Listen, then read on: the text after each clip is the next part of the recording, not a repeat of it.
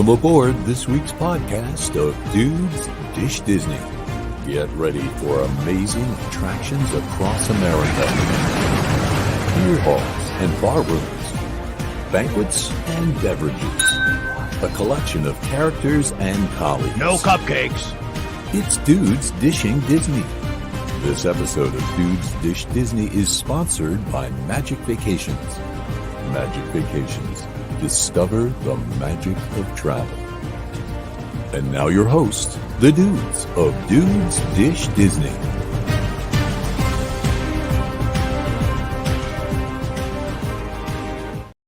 Hello, everyone, and welcome to this week's episode of Dudes Dish Disney.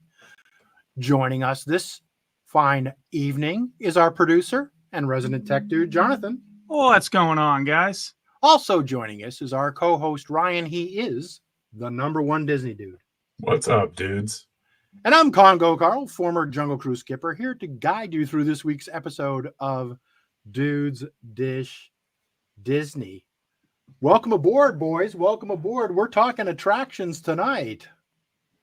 We're always talking attractions when you're involved, Carl. Yeah, you are definitely an attraction in itself. Walking attraction, living attraction, breathing attraction.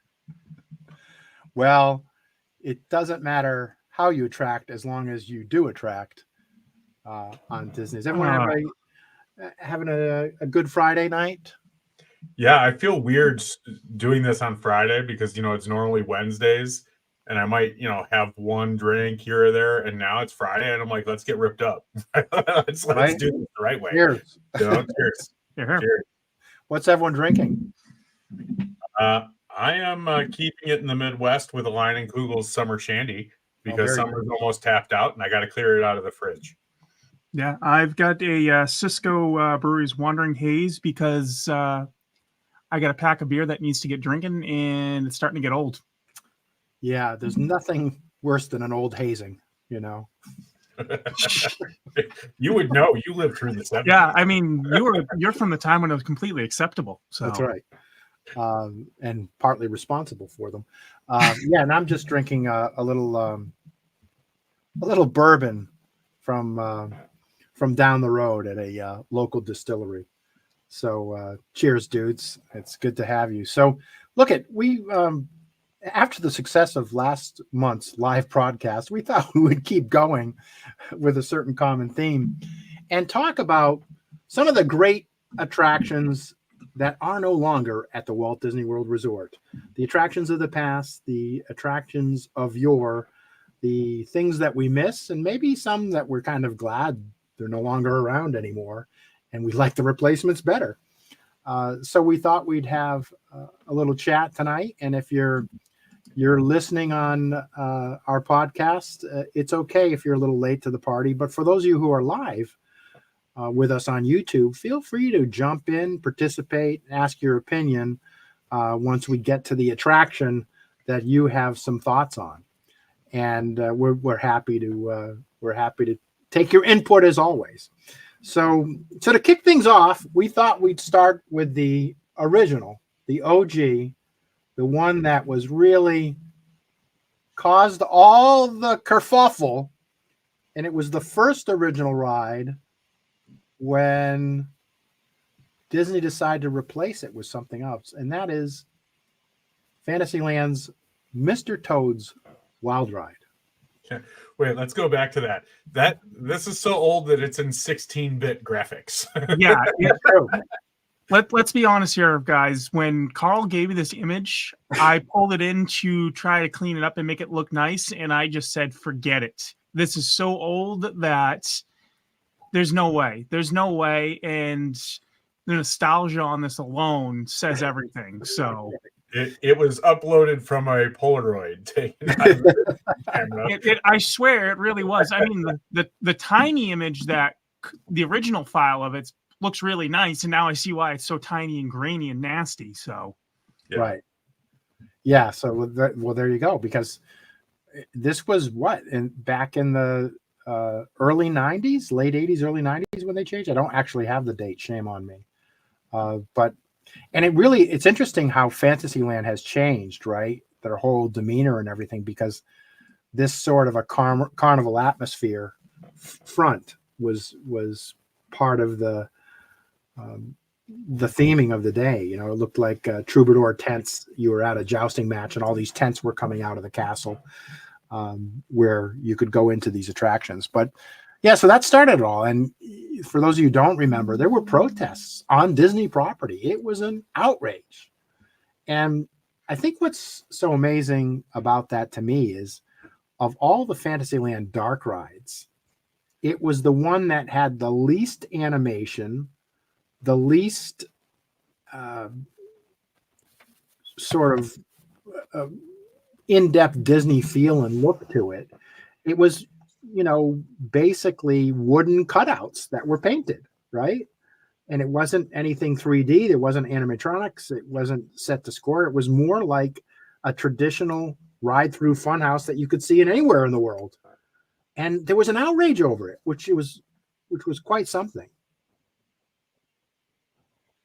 Thoughts? Yeah, I mean, it's one of those. Listen, if there's something we've learned.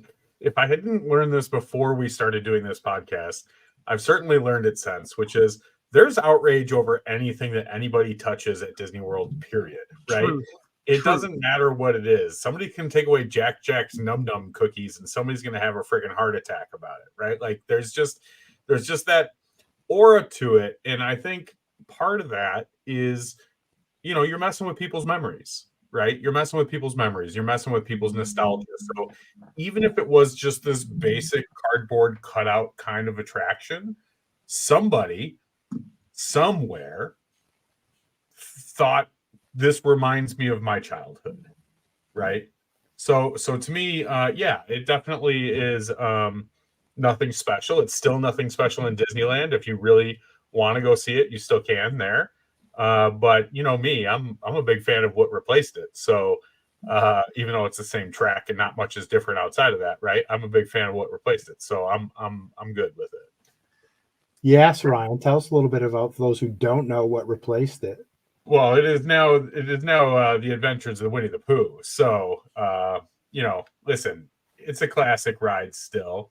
And you get a really trippy acid trip in the middle of that ride with Pooh and friends and my boy Tigger. So, and that song will get stuck in your head. Talk about earworms, right? That song will definitely, the Heffalump song is just like, once I hear it, it's worse than Small World, worse than Carousel of Progress. That song gets stuck in my head all day long. But yeah, so you know, it's not my favorite attraction. But it is what it is, right? And yes, Ryan is going to bring up Tigger. You better believe it. Thank you for listening. Thank you for commenting. I'm going to say it. That's highly expected. There's always going to be a mention of Tigger, no matter what. Come on, come on now, get over that. Yeah. So that was the start of it all, right? That's what made people trigger happy, and the common theme that everyone comes up, and I don't want to keep hashing it over, is that why not keep something and add it too, right? Yeah, it's nothing against Winnie the Pooh. Everyone, that makes a great attraction, but the question becomes, why not add and build and grow instead of, you know, there's a net sum game of zero. And so that's, you know, but that's what's happening now. And it really has to do with popularity. I mean, Mr. Toad's was such an old short cartoon. It was part of 3. It came side by side with The Legend of Sleepy Hollow. So neither one of those were full movies. They were, you know, released together as one movie, but 2 different storylines, right? So you can see why. And Walt had a habit of doing that later on, because they were so used to making animated shorts, you know, or B-reels before the main film, that to produce a couple of them and put them together was not uncommon. So, and it's all started there. And then we started replacing and ripping and replacing all over. And I don't know in what order went where, but I know if you really fast forward to the makeover of Fantasyland, there was a couple casualties in there, right? That everyone talks about. If you're a dude, You probably missed this one. I know I did as a kid. It was one of the must rides. And certainly as I ended up working at the park, it was a funny story when they were announcing jobs that we were to get. My first assignment was $20K. And I went up to the head lead who was handing out. I said, there's a mistake here. There's a terrible mistake. I interviewed specifically for the Jungle Cruise. And of course, that's not the case. You give what they take. But they ended up migrating me over to the Jungle Cruise. So I said, mission accomplished. And I was walking down to the Jungle Cruise docks.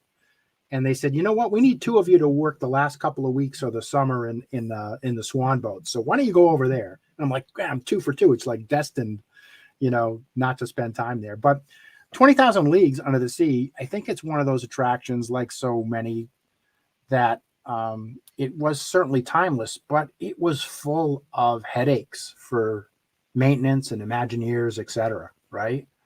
At one point, everyone knows how Walt Disney World Magic Kingdom is built, i.e. on the second floor. It was actually 20,000 Leagues Lagoon was actually leaking into the tunnels underneath. And they had problems with patching that lagoon. And, it was a mechanical nightmare. And you couldn't get in. You had to have scuba divers as maintenance people go in to repair things while the attraction was still full. And so that was there. But I think, again, it's something about Jules Verne, it's something about that movie and the legacy of that movie that a lot of people missed that one. And it was at the time an e-ticket attraction. So it was a big, big miss. You guys, do you remember it all riding it? You're so young. Yeah, I was pretty little, but I do remember riding it. I mean, that's an experience, right? Because when you're a kid, it's even more powerful, right? Because you feel like you're going in this submarine and you're going, and it really is powerful. And, to your point, it is a classic, long-standing, can last hundreds of years, kind of like Winnie the Pooh, right? Versus Mr. Toad, right? Like these are stories that doesn't matter. My kids will probably know 20,000 Leagues Under the Sea. Maybe not now, but by the time they're done with high school, they'll probably be familiar with it. So yeah, I do remember it. The Nautilus was cool, right? It was just like a cool looking ship. It was just cool to get into and see. Kind of terrifying as a kid also, because like, you don't know if you're going to make it out alive. So had a little extra element to it there. But yeah, definitely a classic that I remember. John, you were younger than me. Do you remember doing it? Yeah, I've got actually a pretty good vivid memory of it, of me freaking the hell out, to be honest with you. And my parents taking me off the ride through kind of some of the back doors of it because I just refused to ride it. I was so scared. I think I was only like probably 4 or 5 at that point anyways. So I just vividly remember going through some of the elevators and all the different exits that they offered that felt very backdoorish for the ride, just because we pretty much got up to the front and I said, forget it. I'm not getting in there. No way, no elevators. how. What did they do? Suck you out of the lagoon? I mean, what the hell? I honestly don't remember. I've just got vivid memories of like elevators and all that with it. I don't know why. I honestly don't know why. Probably the stairwells going down into the probably. Yeah. Probably, to be honest, but just very, very strong memories of that, and just frustration from my mom constantly like, you're gonna be fine. You're gonna be fine. So I never actually truly wrote it because I was so scared as a young little child. So you'd still be scared today. Don't blame it on your age as a child. I don't think that. I mean, we're not in the same Tower of Terror category. I was gonna say you've morphed into Tower of Terror syndrome. So it must be compact spaces. He just doesn't like the compact spaces. I think that's what it is. I just can't get this image out of my head of John, little baby John, is throwing a temper tantrum at Disney World. I think I figured it out, Carl. I think I figured it out. I know where the love of Figment comes from. They bought him a stuffy to shut him up. Stuffed animal Figment. Hey. And it worked. And now he's been obsessed ever since. I think that's what it is. I never rode Figment as a child, to be honest with you. We barely went to Epcot. Honestly, my parents never went to Epcot. So Well, we'll touch on Figment in a little bit, but Yeah. you didn't have to ride Figment as a kid. You could get that. You could get the Stuffy without riding the ride. You know what I Well, mean? yes, but Yeah. yeah, we'll go down that one soon enough. So we have another great view of Fantasyland from the Nautilus, right? And this is actually if one were to stand on the waterfall of the of the 20,000 Leagues Under the Sea sides, if one were to do that, when the park was empty and no one was there, this is kind of the picture you'd have. I don't know if anyone could do that or would do that, but this is what it would look like if it ever happened. What's interesting about this is there's another missing attraction in this picture. And that is the Magic Skyway that went over Fantasyland into Tomorrowland. And fast forward, what do we have today? We have one of the most popular modes of transportation, right, in the Skyliner. Yeah. So the Skyway was its precursor.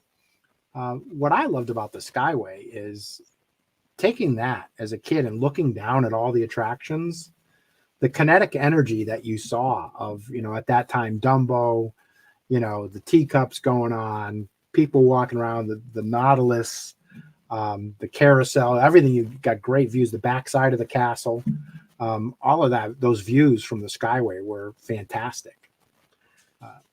Yeah, the OG Skyliner, right? Like that's really what I refer to it as now. But yeah, I do miss it. I do think that there would be a really cool element to it. And I would like to actually make the pitch that now that we're expanding Magic Kingdom and adding more land to it, and it becomes harder to walk from point A to point B, let's bring it back. How awesome would that be to bring it back to connect the Fantasyland to the New Villains Land? That would be pretty cool to see that happen. And have some sort of updated modern Skyliner take you from point A to point B, or a sky bridge of some sort. That would be really cool to see. Well, and look, there's no doubt, I had no idea what the capacity is, but there's no doubt that having the Skyway alleviated some of the foot traffic through Fantasyland and into Tomorrowland and helped thin the crowds a little bit, right? Because to your point, Ryan, people would, I'm not gonna walk, I'm gonna take this, right? And I could, take it one way from one end to the other. So, anytime, and I think that's true anytime at transportation, we went through a period of time where the train was, being worked on for years with Tron being built. That added foot traffic all over the Magic Kingdom too. So anytime you tweak one of the transportation related services, it has a thing. People say the same thing about the monorail in Disneyland, is that, when that's not operating, because actually gets off in the park, right? It changes the dynamics of the foot traffic. So I certainly miss that. And it's stupid to miss that one because it's such a basic, I've been a skier my whole life and have been on every ski lift, every gondola, everything. Like everyone's getting excited about the Skyliner. It's just a very nice gondola. It's nothing new, right? But it's like it has the same feel as the People Mover, right? Like the People Mover is nothing special, right? But it's the views that you get of Magic Kingdom and the ability to kind of just sit down and take it all in. That's the draw to it. That's the feeling of nostalgia that comes from it. That's what I want to have come back, is like, for me, the People Mover is top notch because I can just sit back and look over Magic Kingdom and Tomorrowland and see everything. People watch, you see what's happening around me. When you're in the hustle and bustle of going from point A to point B in the foot traffic, you miss a lot. You don't realize all the things that you miss. So yeah, it may be simple and you may do it and use it in other places, but nothing's going to compare to that feeling that you get. Anything else that we blew up when we decided to make the new Fantasyland? And by the way, I'm sorry, we mentioned 20K. There's no way that Ariel's ride replaces 20K in the way of quality, feature, throughput, anything. I mean, that's what a total. Let's be honest. Ariel's ride didn't even replace it. Concrete did, right? Like it just straight up. But the Little Mermaid ride was pretty popular when it first opened, right? But it's kind of fallen into that same trap as some of these other ones, where now it's like 5-minute, 10-minute queues, even on the busiest of days. And you have to wonder, is that going to last long? I mean, Winnie the Pooh has more staying power than the Little Mermaid, which is kind of surprising considering the number one, the popularity of the character, right, of Ariel herself and the movie, but also kind of surprising from the sense that was one of those movies that really helped pull Disney out of the rubble in the 90s, right? And I grew up watching it, and I know my sister, who was born in 1990, I mean, she loved The Little Mermaid growing up. And it had the same staying power as Beauty and the Beast and, Aladdin. And those attractions that revolve around those, or those restaurants or whatever that revolve around those movies, they haven't lost touch. But for some reason, the Little Mermaid ride has. So we could be adding that ride to this list sometime here in the not so distant future. I mean, I the more you think about it, I mean, it's probably possibly on the chopping block if Villains does what Villains says, and when Villains finally comes online, and who knows how many years here, that could be turned into an expansion for it, to be honest with you. Hey, what I can say is, from your guy's lips to Iger's ears on that. Let's get her out of here. Yeah. I like what Christy says here. We're missing some trippy heffalumps. I agree. Let's get Joe Rohde back, drop him a little tab of acid, and let's see what he can come up with. Why not? Why not? Hey, darling, it's better. We're down where it's wetter under the sea. I mean, honestly, the fish playing the trumpet is trippy enough as it is, but not quite heffalump trippy, So we'll see. Yeah. Not the same quite action or anything. There was another loss in Fantasyland, which was a gain, right? You guys want to talk about that? The migration of that other dark ride made way for a real great attraction in Fantasyland. John? I'm trying to think of what you're referencing here. Carl. John. I'm talking about Snow White's Scary Adventures. That morphed into the Seven Dwarfs Mine Train, right? And that physically the characters did. It morphed into it. Look at that. That was not going to go away without that, right? That was not going to go away. It's so popular. The original movie, all that stuff. I know what the building morphed into was a piece of trash. Yeah. I was going to say, that's why I wasn't picking up where you were going with that one. That one. I was really surprised for a second there that you were like, it made way for this great character meet and greet, right? Like that didn't sound like the Congo I know. No. I don't know what's in that bourbon you're drinking, but Snow White was not going anywhere. They had the brains to say, okay, his first classic full-length cartoon, it deserves a little bit more respect. Let's build something that we couldn't have built in the conception of Disneyland or Disney World. Let's really do it. And they did it right. And they did reuse at least the final scene animatronics, right? And the witch. So, they did a good job of that, and very popular, a hugely popular attraction, more than the original Snow White's. And it actually solved the problem. Snow White's was actually scaring the kids. Did I ever tell you the story about my son's first ride on Seven Dwarfs Mine Train? No, Ryan, you didn't. All right, so I'm going to tell it. It's a fun story. So his first ride on Seven Dwarfs Mine Train, you go around and you start to go up the incline, and you're going through the mine, and the dwarves are working, and they're singing hi ho, right? They're doing the whole thing. My son, who has no concept of what the lyrics are, right? He just hears whatever, tries to start emulating it. So halfway up, he screams really loud, "You ho!" And everybody's like, what is wrong with this kid, right? And like, yeah, I don't know. I had a good laugh over it. I thought it was pretty funny. Kids say the darndest things, you know what I'm saying? But yeah, I listen, Seven Doors Mine Train, you can't argue. There are people who hate it, right? There are people who hate it. They don't like it for whatever reasons they have. They don't like it. You can't say that it's not got good Imagineering and ingenuity, right? It definitely has that, right? It's fast, it's exciting. It's another one of those roller coasters kind of theme thrill rides that brings in the whole family, right? Most kids can ride it without feeling scared of it. My daughter being one of those exceptions. But the other thing that it really does is it's a people eater, right? It's 3 hours, and it's been I could go back and look it up, but it's been a decade since that's been open, and it's still a 3-hour queue.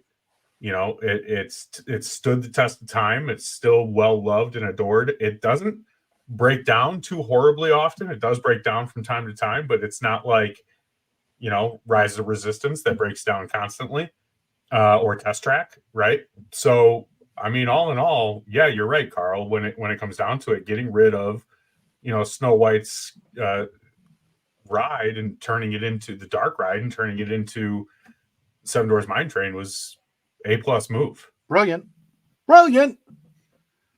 Now, I think that's, unless I'm mistaken, that pretty much everything in Fantasyland, and it's most everything of substance in the Magic Kingdom, except there was one ride that had very little substance that is now gone. And I have a little story about that too. So I had mentioned earlier that I was reassigned on my first day at the Jungle Cruise to help with the swan boats. And I don't know if you can see, but just to the left of the swan's neck in the red vest, that's me. And this is a crew of people in 1982 that ran the swan boats. Now, the swan boats would go around the canal, which no longer exists.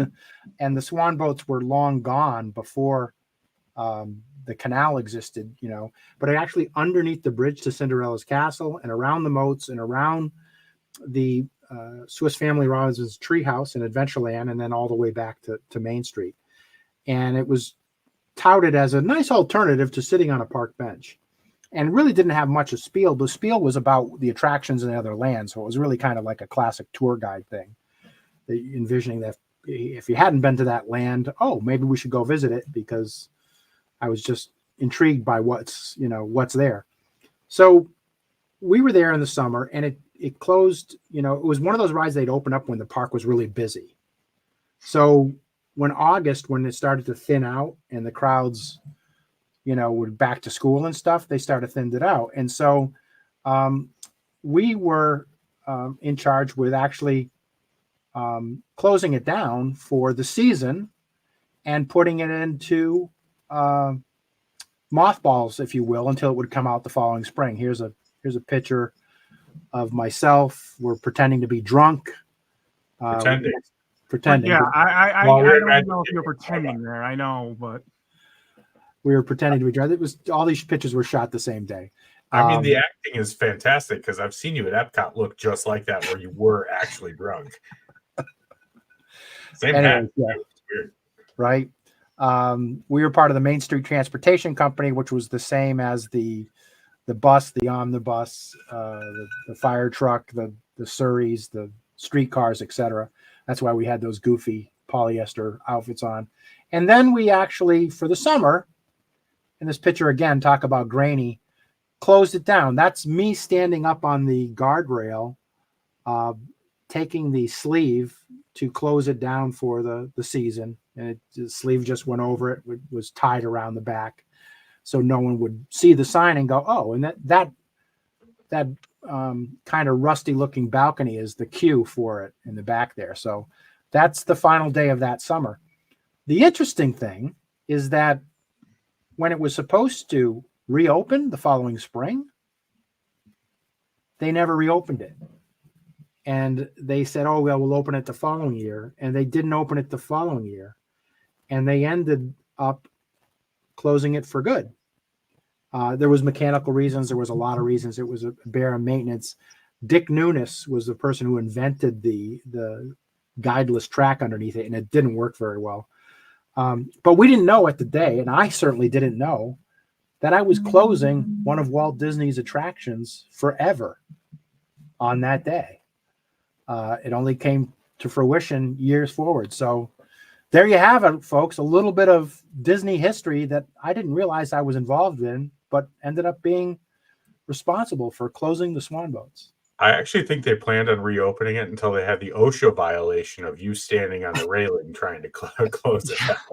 Somebody get that man a ladder, would you? Like, yeah, I mean, I know it was way back in the 80s, but by then, I mean, I figured you would have at least been given a ladder. It would have been bad show to have a ladder out there. I jumped up and did it so quick, just posed for the picture and jumped down. It was, in a flash. I mean, I'm surprised if it's all about the show. Like, put the man on a unicycle, let him hop up there and spin around a few times, juggle a couple of balls, maybe, and then go from there. Yeah, potential. You're a magician. You could have done a magic trick up there. Like, hey, look, sign disappeared, right? I mean, you had it all covered. And so we, I quickly went back from there and changed into my skipper's outfit, and that same day was the first day I got official training on the Jungle Cruise too. So I think it's less common now that you are cross-trained in multiple attractions. It used to be very common, right? Especially at Disneyland, right? And so, I know in Adventureland at Disneyland, everybody was trained on Indy, and they hated it if you were a skipper. To be assigned to Indy because it was a boring mechanical ride. You weren't driving the Jungle Cruise around. Sort of the same thing on some of the Frontierland attractions, cross training. I know all the boat people were cross trained in Frontierland, in the various vessels, whether they're rafts or the Mike Fink keel boats, or the which are all gone, which are gone too, and the soon to be gone Liberty Bell. Yeah, no relation, by the way. Before anybody asks. No, Mike Fink is no relation to Ryan Fink. Although you could have played him in the movie. You was a big tough guy, swarthy with the beard. Fought Davy Crockett. Of course, Davy Crockett won. But sounds right. Yeah, sounds like a family legacy I'd be a part of. Yeah, maybe we should check your lineage. Yeah, probably not. Probably not. I highly doubt it. Once a Fink, always a Fink. Is that kind of? I mean, I think I've told you the story before. The rumor has it that I'm not even technically a Fink. I'm not technically a Fink. My great grandfather came over from Russia, was at Ellis Island, and just repeated what the guy in front of him said. So we're Finks. I don't know. What our. I could be like. He got the guy in front of him in, so he used it. Yeah. Excellent. So so there you go. Sharing a little nostalgia there on closing some attractions. John, why don't you take us around, rip through another attraction that closed, and let's talk about it. So one, I mean, we've got to kind of touch on this one recently in Magic Kingdom here.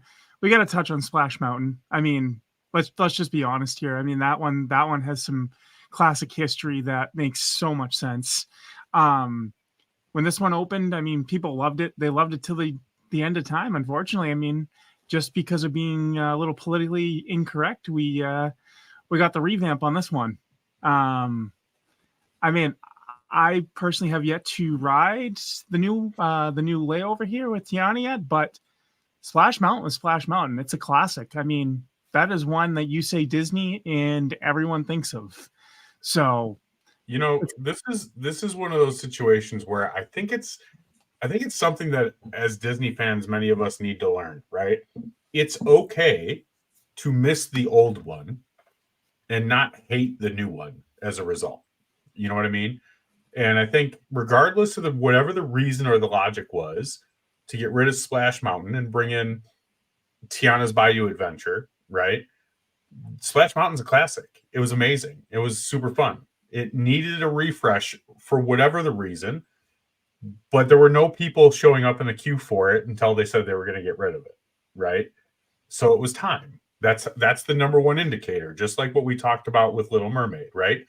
And sure enough, They've renamed it, they've rethemed it, and guess what? That line is wrapping around the ride again, right? And that'll probably continue for a couple of years, and then it'll slow down. I have ridden Tiana's. I think it got a really unfair shake, from the people who watched the first POV online without experiencing it themselves. I thought it was very good. Is it mind-blowing? No, right? Was Splash Mountain mind-blowing? No, it was not, right? It's the animatronics have been stepped up. There's been, music. There's a little question as to whether or not the story really truly flows, but I think you can look for errors like that in anything that Disney has done. But it's okay to say, like, Splash Mountain was the first 50-foot drop I was ever on, and I miss it. That's cool. I get it. I totally get it. That's totally fine. Moving on to another family-friendly attraction that was really very popular, especially for kids. I really miss this. I really miss the queue for Alien Encounter. I mean, it was just a classic.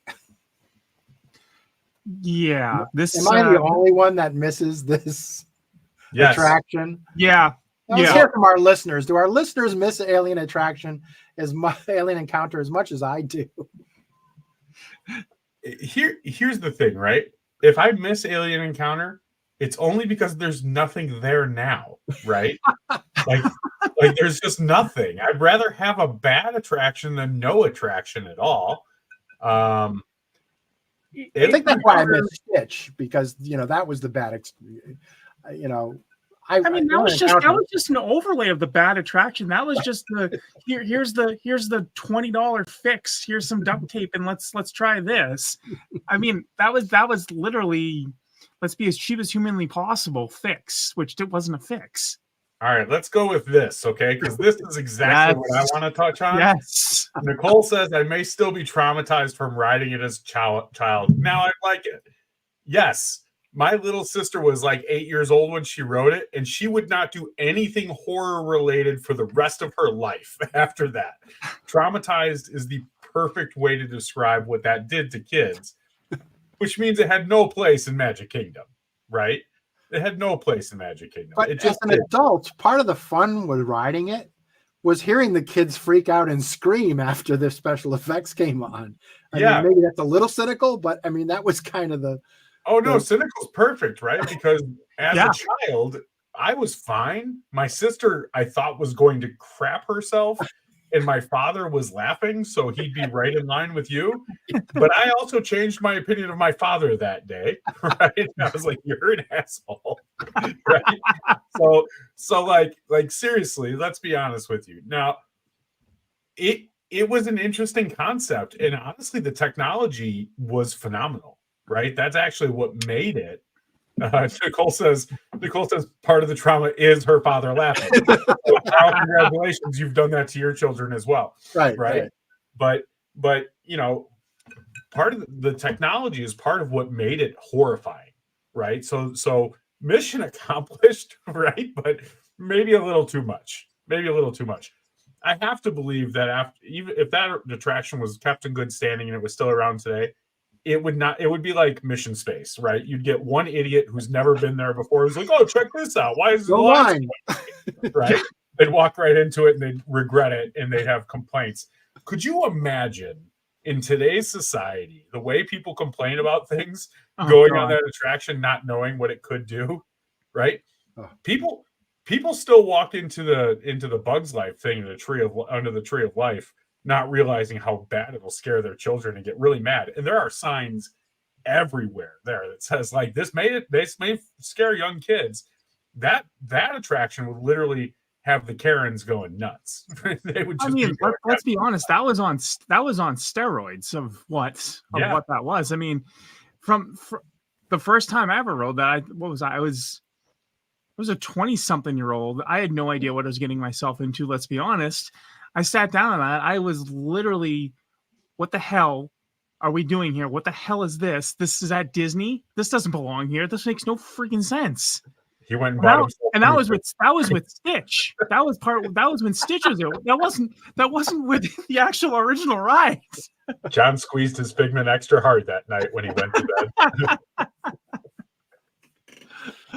Oh, we should add Alien Encounter to your basement, John. Could be one of the fear factors down there. Don't worry. Next time you're up, I'll set something up for you, Carl. Yeah. John's nightmare tonight is going to be getting into the Nautilus, riding over to Alien Encounter, and then being transported through the tube in the center into the Tower of Terror. That's going to be John's nightmare. Absolutely. So, hey, let's move on to Epcot, because we just came off like a banner year of a lot of construction at Epcot. And,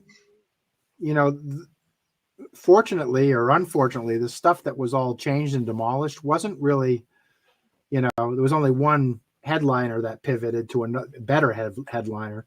But everything else that was done there really had no impact. I don't think anyone's, although some people do miss the fountains, behind Spaceship Earth.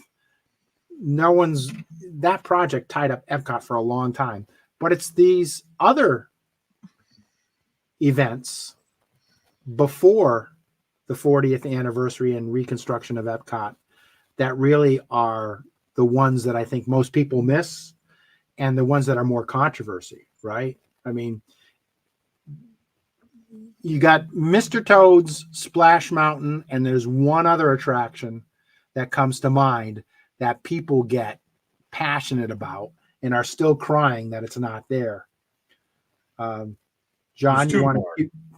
I would argue two more, but I think the one you're talking about, one is at Epcot, the other one's at a different park. Yeah, right? No, I'm talking about Epcot, right? Thank you. But there's one definitely at Epcot that I think John is probably most suited to. Oh, yeah, John, I'll let you take this. This is definitely more John. Yeah, I was gonna say before Carl decided, or whoever decided to throw up that photo there, Horizons. I mean, this one's a classic Disney attraction here. Let's be honest. Unfortunately, I never actually got to ride this one as a child, because again, my family didn't do Epcot of all places, so I never actually got on this one. But this one was awesome because this one tried to depict technology. And try to depict what the future was. And some of it kind of was along the right track in a way, but a lot of it is really funny and comical to see.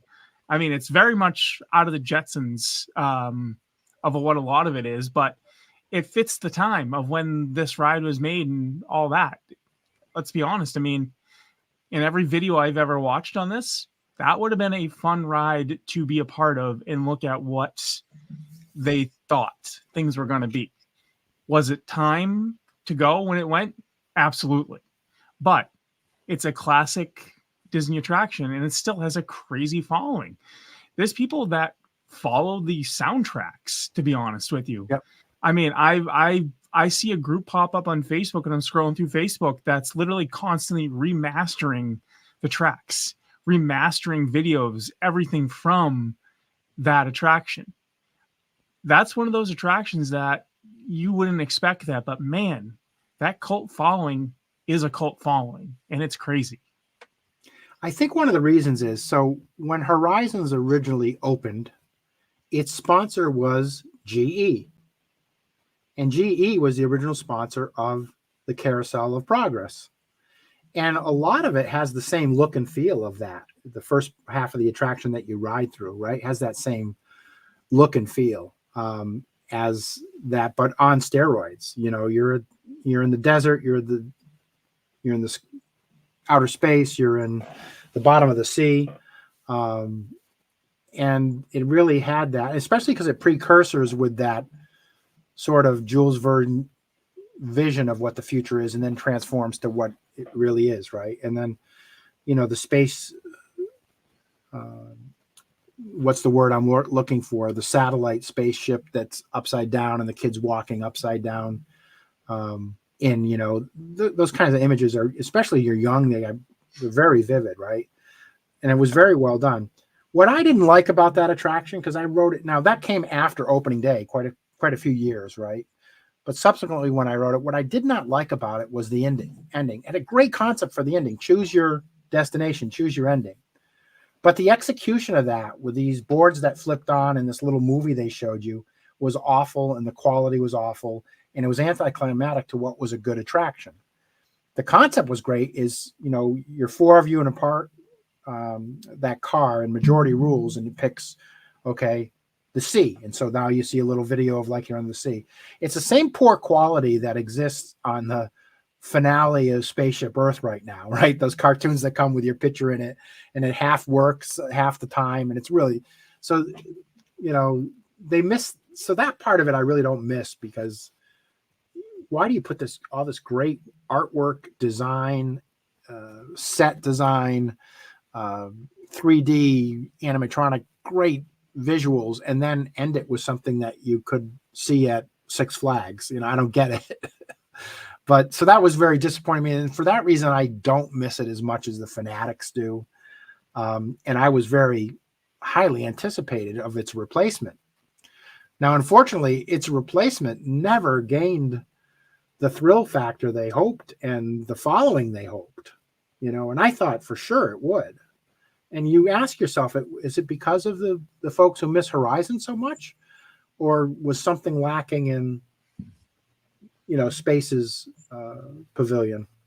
Yeah, I think it's a little bit of both, right? And I think the other part is that a lot of people get sick on its replacement, so they don't want to go on it anymore, to the point where they had to create a less intense version of it, right? So, and to me, that cheapens the experience of the replacement, which of course is Mission Space, right?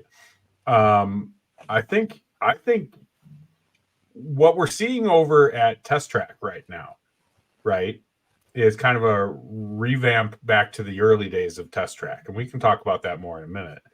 I actually wouldn't mind seeing them blow up Mission Space and utilize new technology and new visions of what the future could be and redo Horizons.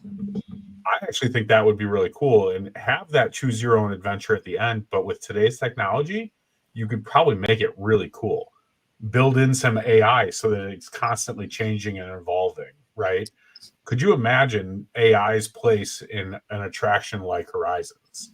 So, I think that would be really cool. No, that's very cool. I like the idea.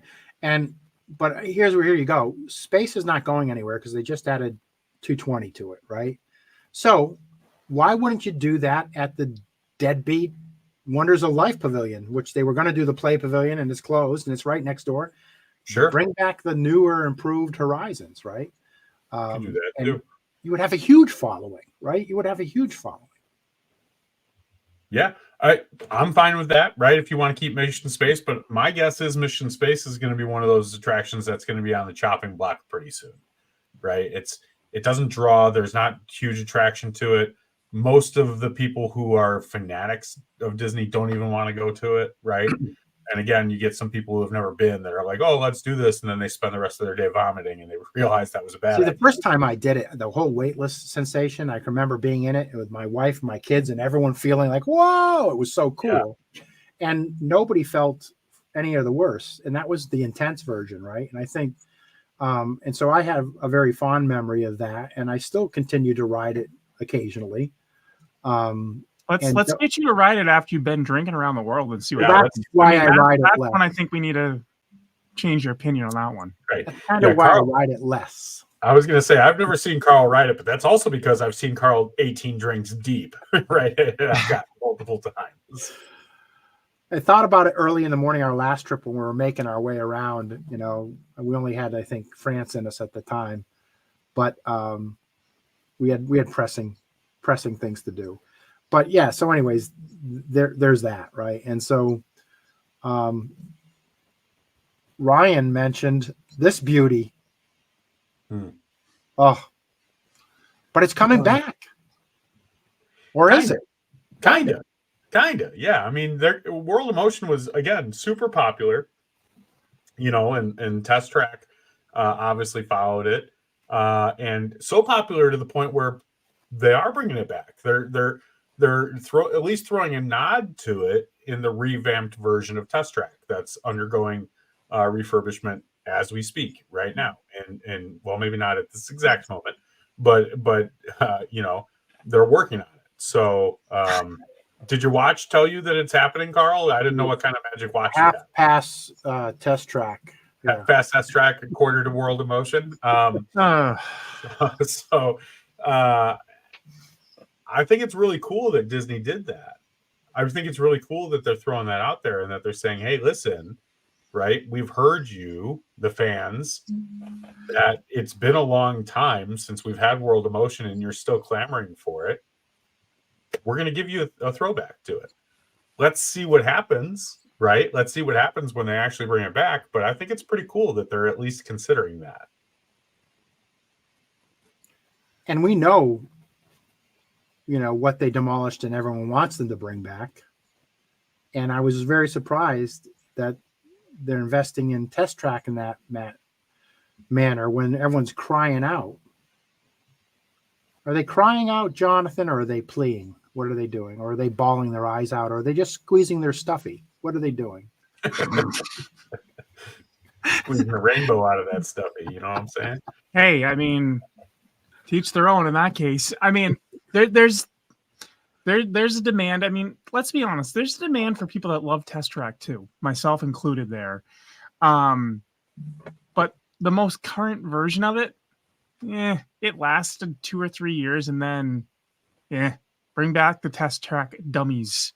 Let's go back to that design. And I've seen the concept. Obviously, we're kind of looking still towards that futuristic with everything and kind of the throwback there, but let's do something here. Bring that one scene back, please. Bring back something with the dummies. Give the throwback to that, or somehow bring that back, because that's what made the ride. Let's be honest. That made that damn ride. The World of Motion was one of those mesmerizing. I think at the time, when opening day at Epcot, it was worldwide the attraction with the most audio animatronics. It passed, Pirates and the Haunted Mansion. And a lot of the scenes in there that were recreated for the history of transportation were actually old Mark Davis designs for the Western River expedition, which never got built in Frontierland, or only a portion of it did in Big Thunder Mountain, right? And so it's interesting how the Imagineers reused all that. And they all had that. When Mark Davis does the animation, it. He did Pirates, he did Haunted Mansion. He did the remake of the humorous scenes in the Jungle Cruise. He's got that animator's palette, if you will, when he on 3D animation for those repetitive scenes that are just comical. You see one instance and you know what it means. There's a guy ducking into the stagecoach and the arrow, went through his hat and nailed it to the stagecoach roof. You know instantly what happened there when you see that comical thing repeating. And it was amazing to look at, but it was the Epcot of original, right? Just slow moving attractions with lots of audio animatronics and an overlay voiceover describing the scenes. It got to be old because every kind of attraction had that, all a Spaceship Earth, all a Universe of Energy, right? Which, does anyone really miss it? I mean, it was a great nap. It's a great 45-minute nap. I was kind of partial to it, right? As a kid. I mean, honestly, I love dinosaurs and I love the whole experience. And, the dinosaurs were larger than life. And, I think there was just something really kind of cool about it as a kid to ride through prehistoric times. And even though you have this awkward woman talking to you throughout of it, right?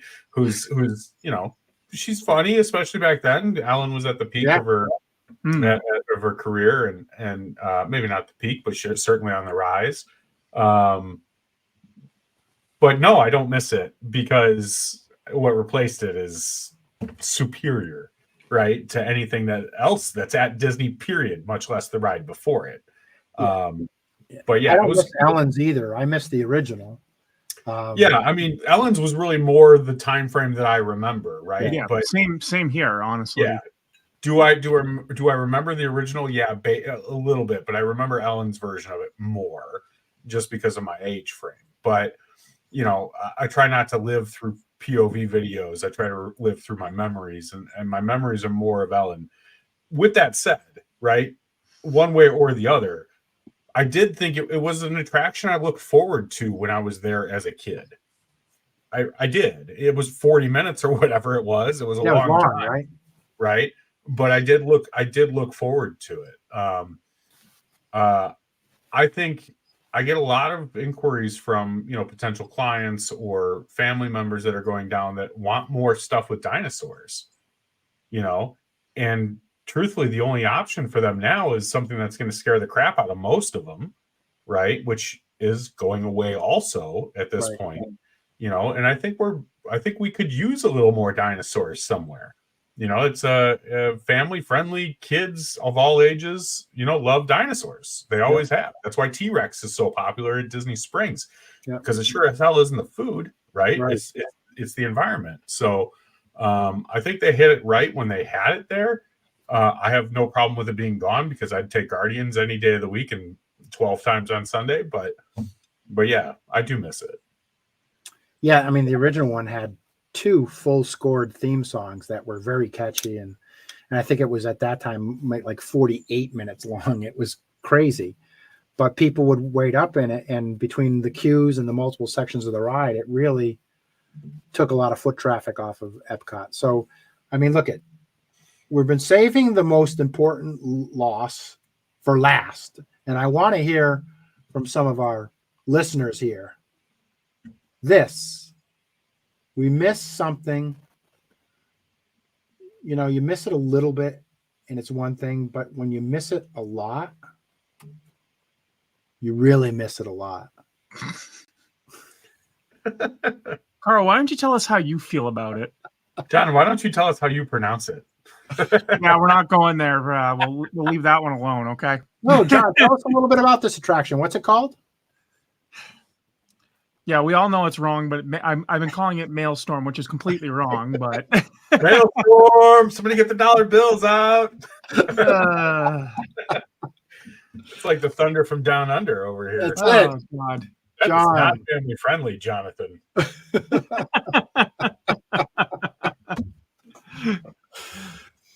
And what they bastardized it with is just awful. Carl, let it go. Can you just let it go, please? Let it go. There we go. There we go, Nicole. There it is. Yes. Let's lament, Carl. Yeah, it really, there was on so many aspects. I knew it was kind of destined to not be long for this world when they started.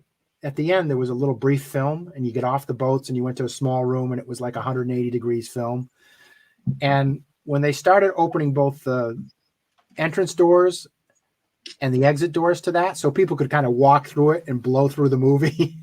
They just wanted to ride the boat, and they didn't want to be stuck looking at the 7-minute movie. I'm like, oh, this is not good. You know, people are starting to feign interest on it. And the Norwegian folks who were cast members were really offended by the fact that people wanted to go see the trolls but not learn about their country. In the meantime, they're sitting through a 30-minute show of China next door in a movie, and but they can't give 7 minutes to Norway. So it's the same track, but it's not as near and dear to this dude's heart. I just can't. It drives me to drink.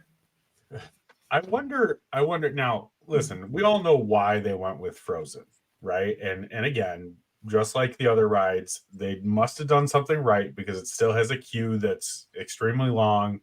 You know, it's an hour queue even on off days and slow days, right? I wonder what would have happened if they had built an attraction that was more themed around Norse mythology like the hut that's out in front, right? If they had some sort of mythological attraction based around Thor and Loki and Odin and Hela, right? I wonder if people, not the Marvel comic book characters, not all of that stuff, like the actual mythology behind it. I wonder if it would have garnered more attention and if it would have ever needed to have been replaced. Because the trolls are fun and all, but nothing's as fun as a god who shoots lightning, right? Like, that's pretty freaking cool stuff. Yeah. Hey, look it. We will never know, Ryan. We'll never know. That's true. We won't. And We can that's only the sad imagine. part. John, I can't show everything here. You can show a few things here that I can't. But do you want to take us home? Sure. Yeah. Let's we save the best for last, I guess, here. And our friend Figment. While Figment still may exist in the park, the original good version of the ride is long forgotten, unfortunately. I mean, let's be honest. Please bring back Dreamfinder. Please. He made the attraction. As much as I love the current version of Figment, the original was so much better, had a better storyline. The current version is, I love it, but it's getting old. It's getting outdated. And everything in that ride, it's getting out of date, and that refurb needs to happen. I was very surprised we didn't hear something at D23 recently about Figment, because there was a lot of rumors and a lot of indications from previous videos and everything that Disney's posted that there may be something coming. It doesn't mean in the near future something may not be coming, but it needs to happen. I'm sorry, the storyline is just, it's too weird. Even coming from a person who loves Figment, it's too weird. And the original one just made sense. And they went cheap. There was so much better option, so much better. Well, to your point of not announcing a makeover or a fix, they went cheap again by saying, "Hey, you know what? We'll do a meet and greet." And they rolled out the meet and greet, right? And so that appeases all the Jonathan Mackeys of the world, and for a little longer, and buys them time. As you're buying popcorn buckets, they're buying time before they invest in that attraction again. Yeah, I mean, it's interesting because, John, I think one of the things that you're hinting at or talking about is the Imagineering Disney Plus show that was like showing clay models of Figment, right? Which made it sound like something was in the works, right? And we've never gotten anything about that. But I think there's a couple things as we talk about future attractions that probably will eventually make this list. I think the current edition of Figment is on that list because, again, 5 or 10 minute queue. It doesn't eat a lot of people, right? It doesn't take a lot of time, people out of the parks and walking around. But yet Figment is a wildly popular character, as is evident by the popcorn buckets that went crazy, right? And I think there probably is something in the works. My guess is honestly what happened, and I don't want to get into a business at Disney episode here, but my guess is they probably, when they had all the plans for the 40th anniversary at Epcot, and they started scrapping things because of COVID and money and all that other stuff. They probably said, okay, let's focus on these big things that are going to compete with Universal Epic first, that are going to keep us relevant, and then we'll backfill later some of these other things that'll appease some of the fans, right? Some of the annual pass holders and the travel planners and the people that go multiple times a year. Once the executives get taste of those, but once the executives get taste of those bonuses, it's tough to talk them out of it. The following year. I agree, but I think the executives are smart enough to know, and I say that very lightly, but I think they're smart enough to know that Figment's a moneymaker for them. And if you can keep people coming for Figment and keep people happy with Figment, and that land is going to become irrelevant pretty soon if they don't do something. That section of Epcot right now, I mean, even Soarin' it's aging. It's not as popular as it used to be. It's easy, right? Put a new film in, it's so easy to do. And they can do that, right? And I think they know that it's that easy for Soarin', especially with drone technology and all they can do with it now. I think it's easy to do a Soarin', but you still got to drive people into that section, and one attraction is not going to do it. So you got to do more. You got to do more. The Pixar Film Festival is not enough, right? You're going to have to do something with Figment, and they're not going to get rid of Figment.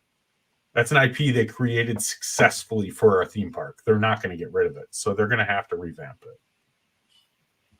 At least that's my hope. All right, let's bail out of Epcot because we can't keep talking on forever and ever, and jump over to Hollywood Studios to wrap things up. Oh. Do you remember this knockoff of Universal's backlot tour? No, knockoff is accurate. Yeah. But they did a pretty good job of it, right? And then they cannibalized it with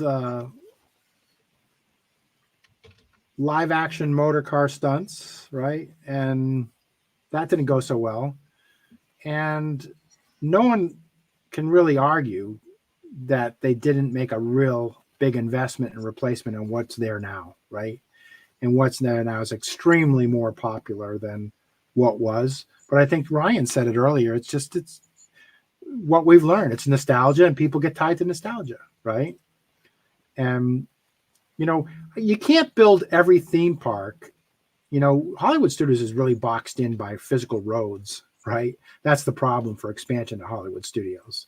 It's got parking lots on one side and roads on the other side. No hotels. There's really not much physical area to expand on unless you build bridges over the highway and expand that way, But so that's the problem there of keeping those types of things. But the park is pivoted away from the original theme, and it's got a stellar replacement that everyone's happy with. I mean, you're not wrong there. I mean, I'll honestly say that backlot tour, when I was younger and I was starting to figure out what I wanted to do with my life, that was a ride that really pushed me to be more into the film, the TV, everything I'm kind of into now, to be honest with you. I mean, it really sparked that interest. I mean, for someone young that may be interested in that really kind of pushes the right way. And I know that original concept for that, and the original concept with Hollywood Studios to try to have more working movie lots, TV lots, all that, which never really truly went successful. But still, I mean, that was a great thing that competed with Universal at that time. But it is a little sad to see it go. But I mean, let's be honest. What's there now is leaps and bounds better. Yeah, it's one of those where, again, it's okay to miss it, right? It's okay to miss it, but Toy Story Land and Star Wars Galaxy Edge, yeah, I think they did okay there, right? I think they did pretty good, But again, maybe there's a future. I like the concept of Hollywood Studios having some of that behind the scenes movie making, right? We have a stunt show still, right? That's pretty cool for that, but we're kind of losing the Hollywood Studios feel other than that, right? So would it be cool to do something maybe on the other side?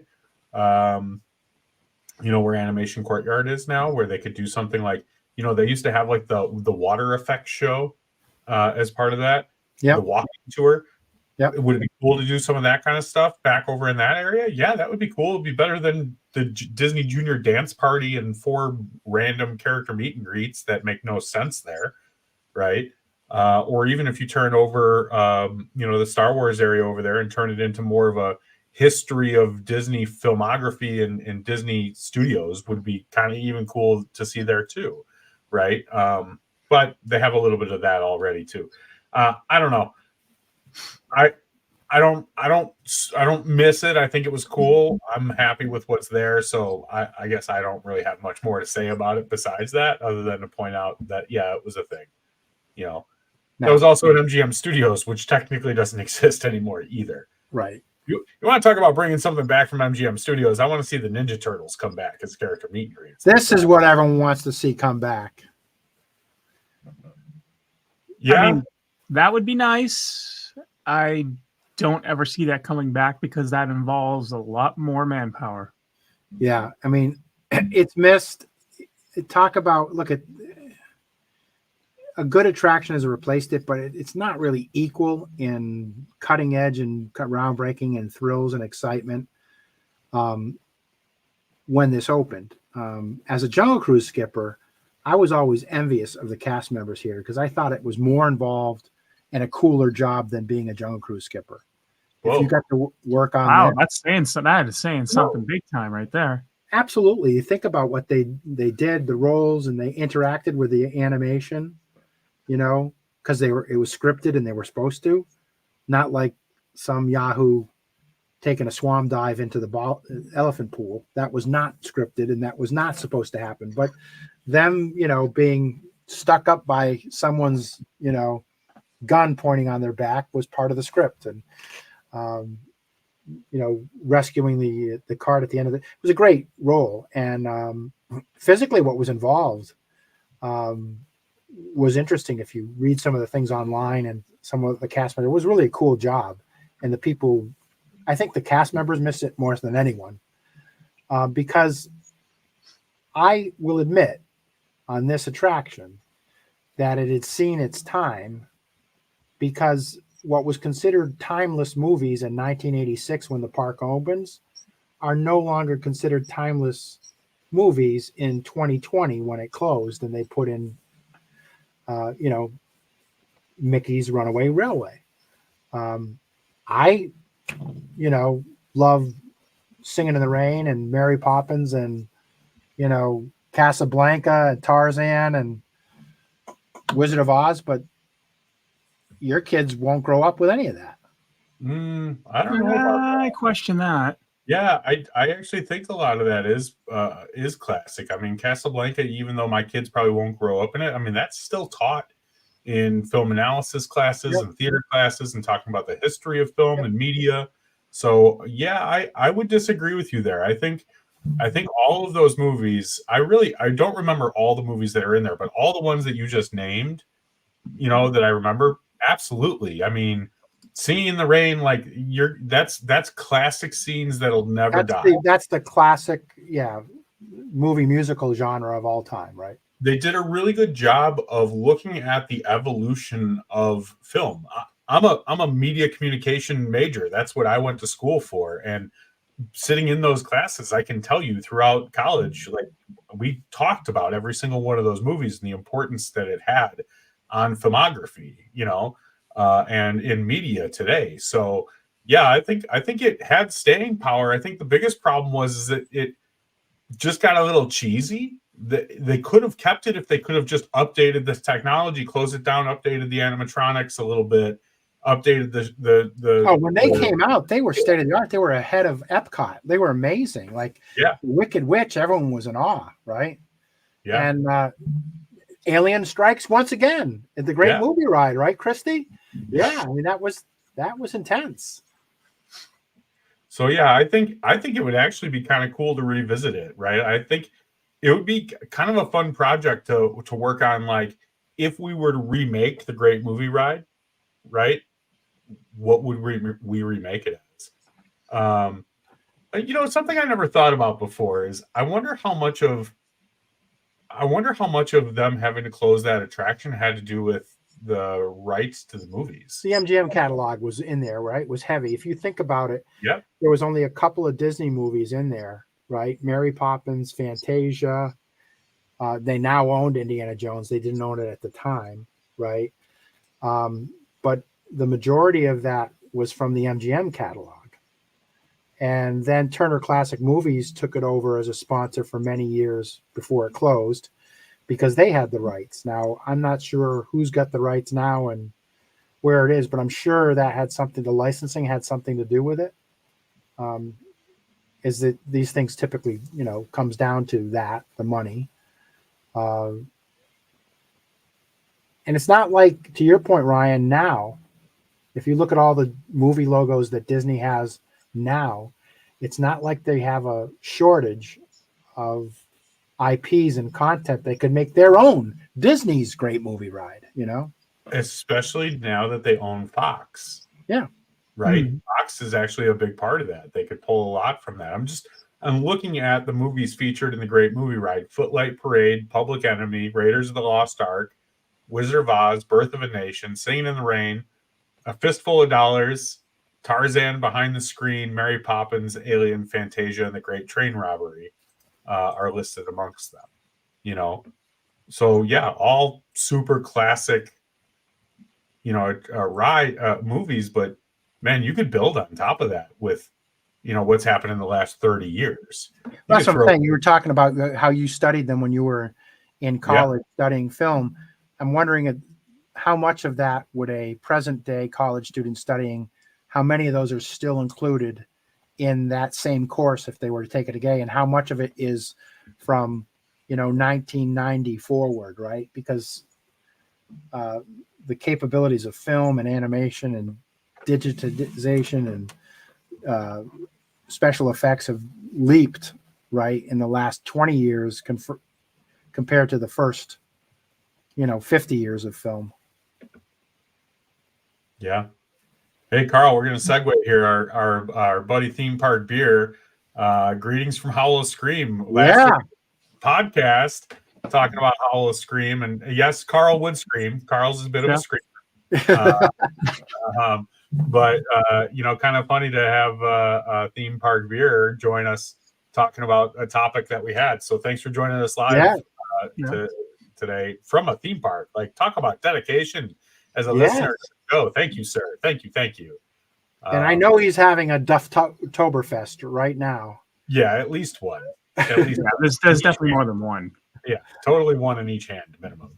Yeah, absolutely. So, hey, is there anything we've missed as, things that, or attractions that we really miss? How about our listeners? Is there something we've missed that you really missed that we haven't talked about that we should talk about? I don't know. Give them a second here to respond. Yeah, I mean, they're not that quick, Carl. I mean, Honey, I Shrunk the Audience. Yeah. I know. My wife Angela, she mentioned that one while we're having dinner before we're going live here. She mentioned that one, Ryan. And I know that was a classic too. I'm sure there's a bunch of folks out there that missed that one. Yeah, I think that was a very time-specific piece, right? Like, there was this weird Rick Moranis time in our timelines here on Earth 816 or whatever Earth we're on, right? But that was in there. I don't know that just like Chris Pratt is in every theme park attraction. Correct. There was a time when Rick Moranis was in every theme park attraction. Exactly. Although I will take Chris Pratt any day of the week. I'm just saying there was a time. But you are correct. Yeah. I don't know. I mean, I think that hits the majority of them. I mean, I'm surprised Carl hasn't touched on the Country Bears original version being gone, but maybe it's not really gone. It's, what I'm saying, it's not really gone. It's still here, and now it's got a new life. It's going to be here for a long time. We're talking about. I did have a picture that I almost flashed up of me as 11 years old with my father hitting targets in the original shooting gallery, which is gone too. But I don't think that has as many fond memories for people as a minor attraction as some of the ones that we talked about. So there you have it, folks. Those are attractions we miss. There's attractions that you miss. But the future is looking bright. All the new attractions that we talked about in our previous live episode. And I think we're done. I think we're done. Ryan said it best. It's okay to miss them, but we're moving on. And fight the good fight. # Save Rivers of America. Hashtag let it go, let it go. I was waiting for him to jump on that high horse tonight. I really was. We knew it was coming. We knew it was coming, and that's fine. He can cry himself a river. I'm glad he brought it up because I think it's amazing how he talked about how it's okay to get rid of 20,000 leagues under the sea because of all the issues they had with maintaining it. And now all of a sudden it's not okay with Rivers of America, even though it's been proven that's one of the reasons it's happening. But we won't get into that again because Ryan, the only person it's interesting. The only person who proved that is you in our episode. I don't think I haven't seen anyone take that story and run with it. If they did, they would probably appease the masses like you appeased me. So there were like 20,000 people who liked that on X. Come on, Carl. Okay. Yeah. All right. I guess I'm not following the right followers. You're not. But thank you for following us. Thank you for liking us. And until next time, later, dudes. Later, dudes. Later, dudes.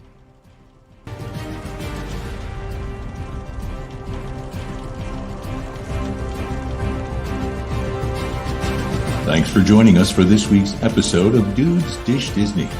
Please check us out on social media. On Facebook at Dudes Dish Disney.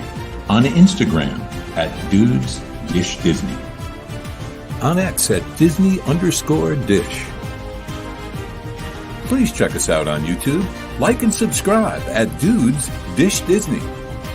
Please visit our sponsor, Magic Vacations, at magicvacations.net. More than just a travel agency, Magic Vacations has over 60 Magic Vacation planners committed to bringing you white glove concierge service. Using a Magic Vacation planner allows you to spend more time making memories and less time worrying about the details. For all of your Disney, Universal, cruise, and global travel, go to magicvacations.net. Magic Vacations. Discover the magic of travel.